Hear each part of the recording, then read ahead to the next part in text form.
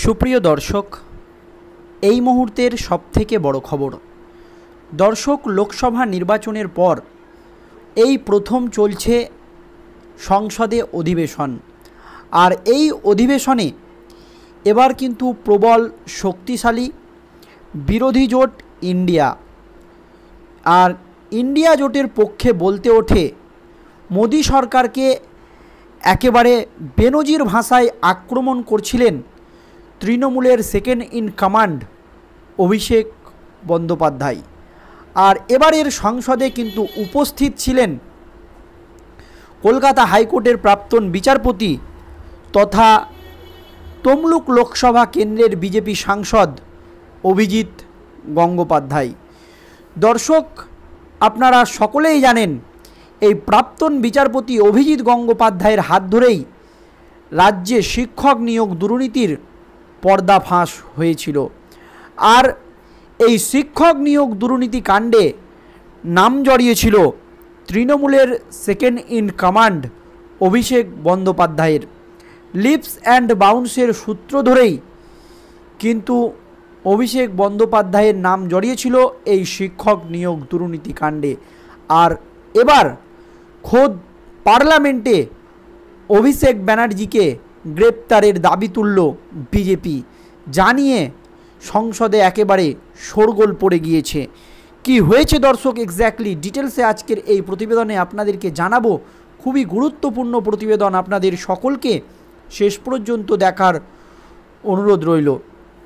দর্শক, আপনারা সকলেই জানেন এই লোকসভার প্রথম অধিবেশনে একাধিক দুর্নীতি ইস্যুতে মোদি সরকারকে আক্রমণ করছিল অভিষেক, বা মোদি সরকারকে পাকে ফেলার চেষ্টা করছিল। আর শেষ পর্যন্ত অভিষেক কিন্তু নিজেই সেই পাকে পড়ে গেল। নিট দুর্নীতি থেকে শুরু করে বাজেট, এছাড়াও দ্রব্যমূল্য বৃদ্ধি নিয়ে মোদি সরকারকে যখন বেনজির ভাষায় আক্রমণ করছে অভিষেক ব্যানার্জি, তখনই কিন্তু খোদ সংসদে অভিষেক ব্যানার্জিকে গ্রেপ্তার করার দাবি তুললেন বিজেপি নেতা সৌমিত্র খাঁ, এবং সরাসরি তার চোখে চোখ রেখে কথা বললেন। কি হয়েছে দেখুন। মাননীয় সাংসদ তার স্ত্রীকে বঞ্চিত করেছেন, এই ভাষাতেই সৌমিত্র খাঁকে খোঁচা দিয়েছিলেন তৃণমূলের second in command Abhishek Bandyopadhyay. যে সৌমিত্র খাঁ তার স্ত্রীকে খোঁচা দিয়েছে, এই মন্তব্য কিন্তু করেছিলেন অভিষেক ব্যানার্জি। দর্শক, আপনারা সকলেই জানেন যে কিছুদিন আগেই অভিষেক ব্যানার্জির প্রশংসা করেছিলেন সৌমিত্র খাঁ।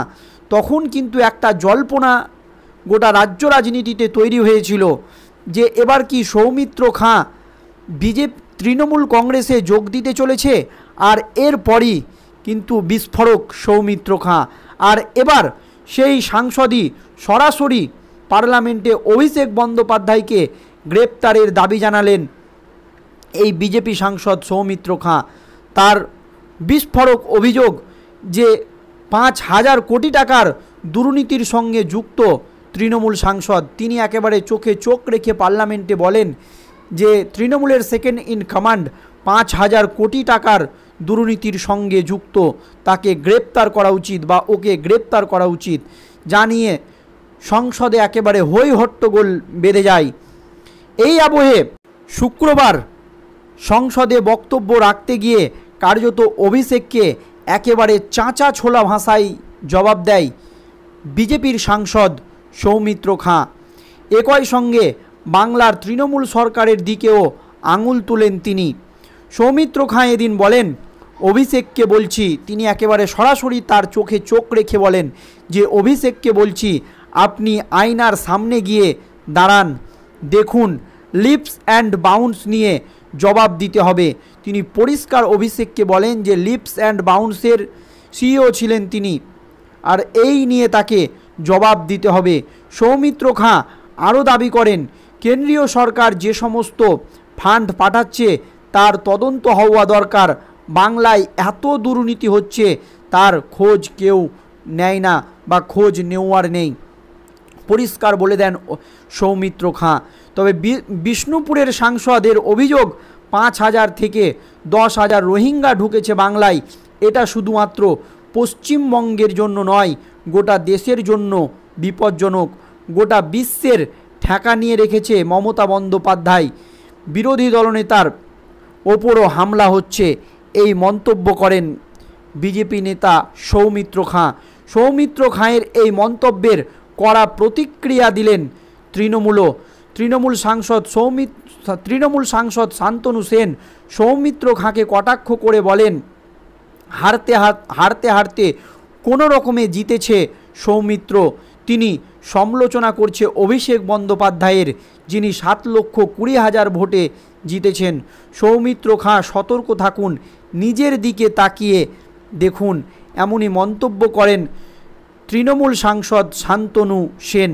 বা সৌমিত্র খাঁয়ের সৌমিত্র খাঁ যে ভাষায় আক্রমণ করেন তার জবাব দেন। তবে সৌমিত্র খাঁর প্রাক্তন স্ত্রী সুজাতা মণ্ডল বর্তমানে তৃণমূলের বাঁকুড়া জেলা পরিষদের সদস্য। লোকসভা ভোটে বিষ্ণুপুর লোকসভা আসনে সৌমিত্রর বিরুদ্ধে তাকে প্রার্থী করেছিল তৃণমূল কংগ্রেস, সেখানে কিন্তু হেরেছিল তৃণমূল কংগ্রেস। তবে ডায়মন্ড হারবারে অভিষেক ব্যানার্জি 7,20,000 ভোটে জিতেছেন, এই কেন্দ্র নিয়ে কিন্তু এখনও কলকাতা হাইকোর্টে মামলা চলছে।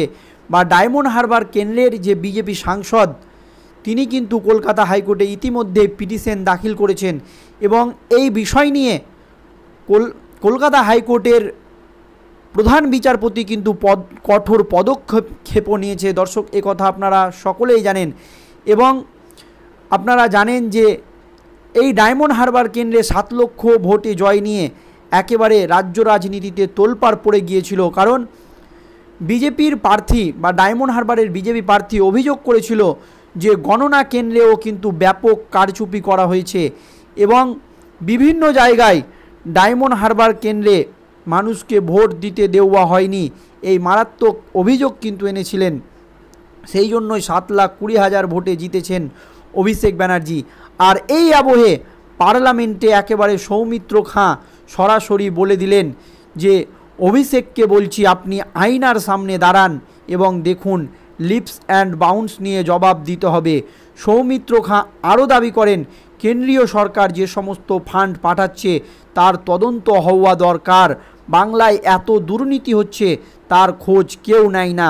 বিষ্ণুপুরের সাংসদের অভিযোগ 5,000 থেকে 10,000 রোহিঙ্গা বাংলাদেশে ঢুকেছে এবং 5,000 কোটি টাকার দুর্নীতির সঙ্গে জড়িত অভিষেক ব্যানার্জি। এই বিস্ফোরক মন্তব্য নিয়ে গোটা সাংসদে একেবারে হয়ে হট্টগোল এবং তোলপাড় বেঁধে যায়। দর্শক, এই দুর্নীতি এবং সৌমিত্র খাঁয়ের এই মন্তব্য নিয়ে আপনাদের কি মতামত অবশ্যই কমেন্ট বক্সে জানাবেন।